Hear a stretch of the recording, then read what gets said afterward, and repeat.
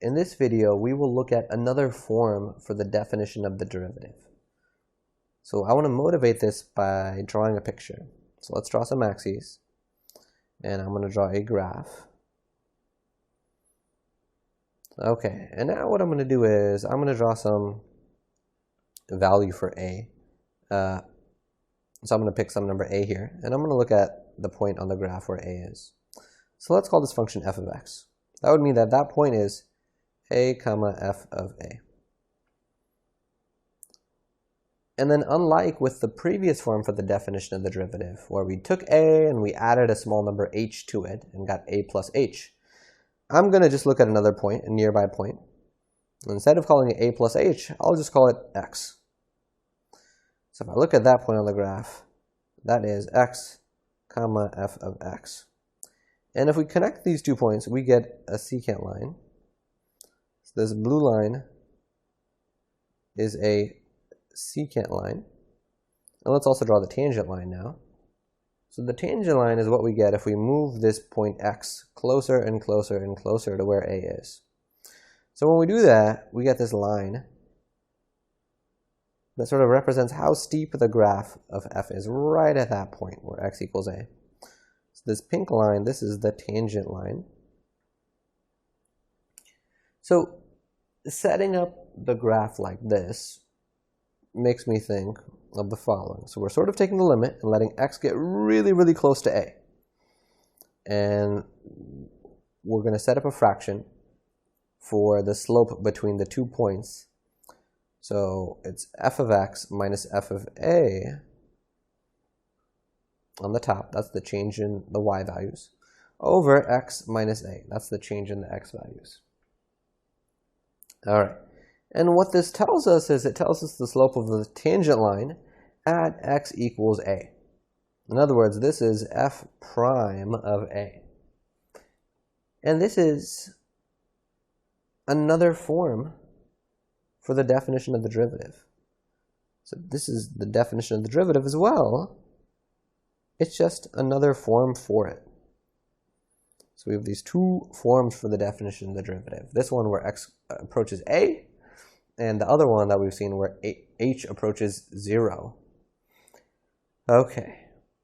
So the nice thing for us is, in practice, we can use either form.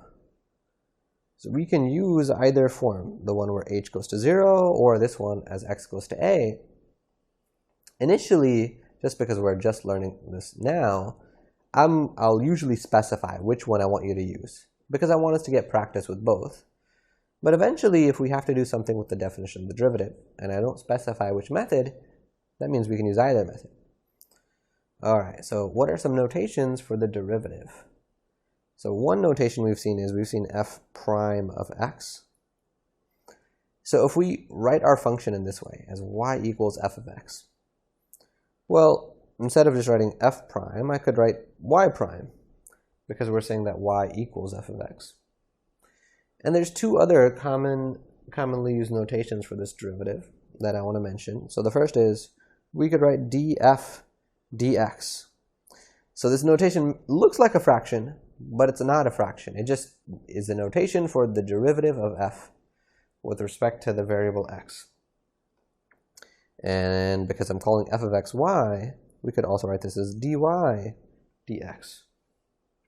So these last 2 notations, 3 and 4, are called Leibniz Notation. So one reason why they're notated in the way they are, why they're written this way. So if I look at something like dy dx, this looks similar to delta y over delta x. So instead of the delta, we have this letter d here. But delta y over delta x, that was our formula for slope between 2 points. And that's the average rate of change. So when you write delta y over delta x, that signifies an average rate of change. So in this notation with d, dy, dx, essentially what's been changed is the delta has been changed to a d.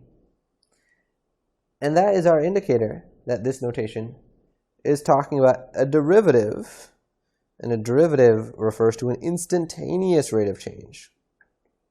So seeing the d there makes us think instantaneous rate of change, aka derivative.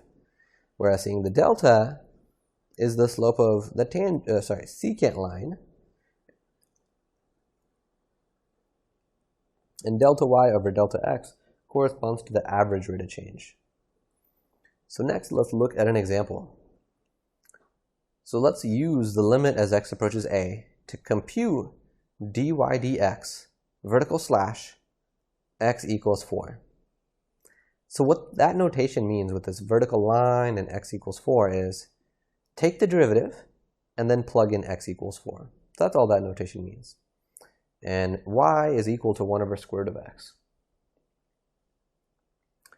Okay, so we want to take the derivative of y. In other words, we want to find y prime. And let's use this limit as x approaches a form, because that's what it tells us to do. So that definition would say y prime of a is the limit as x approaches a of y of x minus y of a on top, x minus a on the bottom. Okay, so I'm going to put this in a little bubble. This is just to remind ourselves what was the definition of the limit, of the derivative in this other form. And now let's evaluate. We have the limit as x approaches a. Y of x is just this function, 1 over square root of x. We are already plugging in x. Y of a means we'll now plug in a. And that gives us 1 over square root of a, all over this x minus a. Okay, so we have a fraction minus a fraction on top. So we've seen that before. Whoops. Can't forget that limit that's in front. The limit as x approaches a. So we have a fraction minus a fraction, and we've seen that in this section. And our strategy is let's get a common denominator. So this first fraction, I'll multiply the top and the bottom by root a. Second fraction, top and bottom by root x. All right, so we have that all over this x minus a on the bottom. All right, so we have limit as x approaches a. Let's write that a little bit better. So now multiplying these, I'll end up with a square root of a at the top of the first fraction. Let's already start to combine them.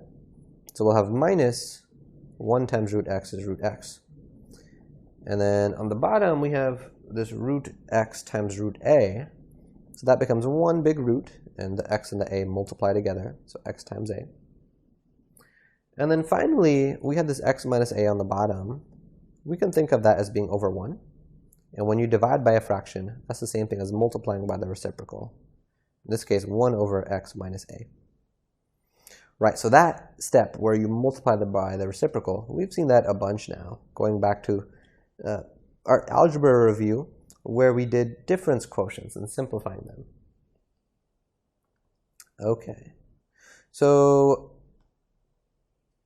all right, so next what we can do is, so we have the limit as x approaches a. Let's just multiply the denominators together. So we have root a minus root x. The denominator is root x a, parentheses x minus a.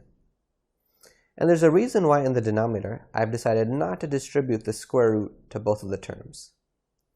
And that's because we've seen in these difference quotient problems that the thing that's in the denominator, in this case x minus a, typically ends up canceling with something in the numerator later. So I'm not multiplying x minus a times that square root and distributing because it's going to make it harder to see what cancels later. Okay, so in the numerator now, I see a square root minus a square root. And that makes me think conjugates. So if we multiply by square root of a plus square root of x on the top and on the bottom, square root of a plus square root of x, what do we get? We get the limit as, let's do a different color.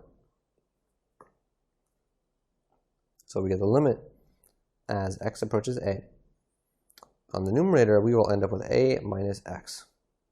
The denominator, we have root xa times x minus a times root a plus root x. So that's what we have there. All right. So notice that the a minus x and the x minus a on the bottom don't quite cancel, but they're close because their signs are opposite. So what we can do to make them cancel is I can factor a -1 out of one of those factors, either the top or the bottom. Let's just do the top because there's less there. If I factor in a negative, the negative x will change to a positive x, and the a will change to a negative a. On the denominator, we still got root xa times x minus a times root a plus root x. But now we are good to cancel a bit. We can cancel the x minus a's.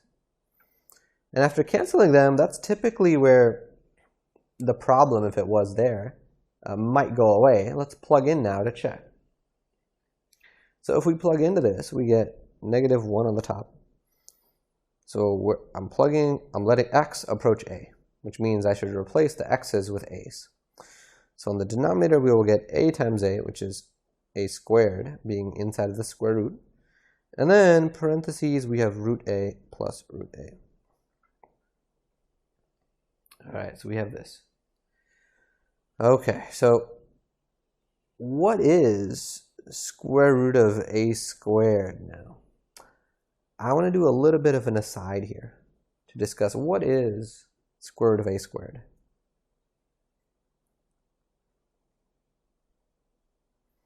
Looking at it, it seems like the square root and the squared should cancel and I should get a.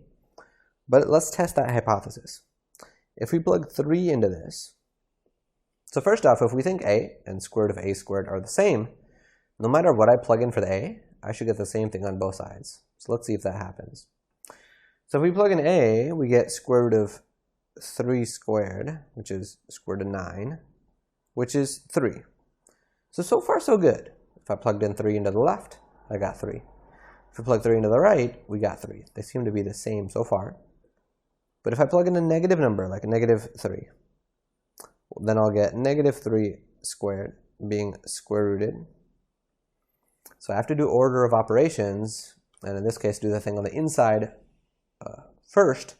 Do the power, -3 squared is +9, and if I take the square root of +9, that's 3. So notice when I plugged in a negative number, a and the square root of a squared are different things. Therefore, they cannot be equal. So it turns out that when we talk about the square root of a squared, this actually equals something that makes all the outputs non-negative. It actually equals absolute value of a. And I see that sort of going on here. Like when we plugged in +3, I got out +3. When we plugged in -3, that -3 changed sign and became +3. The reason why is this squared, that 2, makes that output non-negative. So having that 2 there makes the output non-negative. So the other key observation in our problem is something about a and what type of number a is. So in our problem, a and x are things that we need to be able to plug in where this x is. So just looking at our function, x has to be a positive number. It can't be negative because I can't have a negative inside of a square root. And it can't be 0 because then I'd have 0 in the denominator and that would be bad. So x has to be a positive number. And that means subsequently, so does a. A has to be a positive number. All right, so let's continue with this. So this equals -1 over, at this point we know that a is positive. And if a is positive, I don't need to put an absolute value around it. I can just go ahead and write down a. So if a is positive, that means the absolute value of a is just a. In other words, I don't need the absolute value. They're kind of redundant. And then root a plus root a is 2 root a. So this gives us -1 over 2. And then a times root a is a to the 3/2. All right, so we have this. So that means this is our derivative. So this means that, so how should I write this first? Let's write this as f prime of a. F prime of a is negative 1 over 2 a to the 3 halves. But let's remember how the question wanted the problem. It wanted the derivative in terms of x. That's what dy dx means. Get the derivative in terms of x. Okay, so right now we've found the derivative, but our variable that we have being plugged in is just a. So when we use this limit definition of the derivative as x approaches a, so this limit definition as x approaches a, typically when we work out our limit definition, we'll have an a in our answer, like we do here.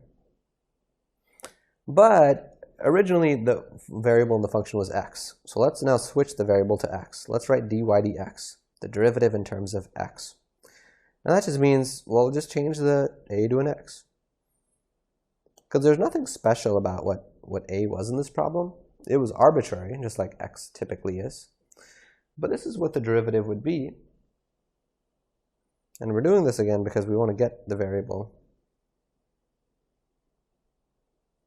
as x. So the problem said, well, now that we have dy dx, let's evaluate it at 4, because that's what that vertical line means. If I plug in 4, we get negative 1 over 2 times 4 to the 3 halves. So we got negative 1 over 2. So 4 to the 3 halves means square root the 4, and then cube it. I could also do it in the reverse order. I could cube the number and then square root. Typically, it's better to do the root first because you end up with a smaller number, and then raising a smaller number to a power is not that bad. If you do the power first, you'd probably end up with a very big number, and then it's harder to root a very big number. All right, so we have negative 1 over 2. So root 4 is 2, and that's being cubed. So simplifying, we get negative 1 over 16.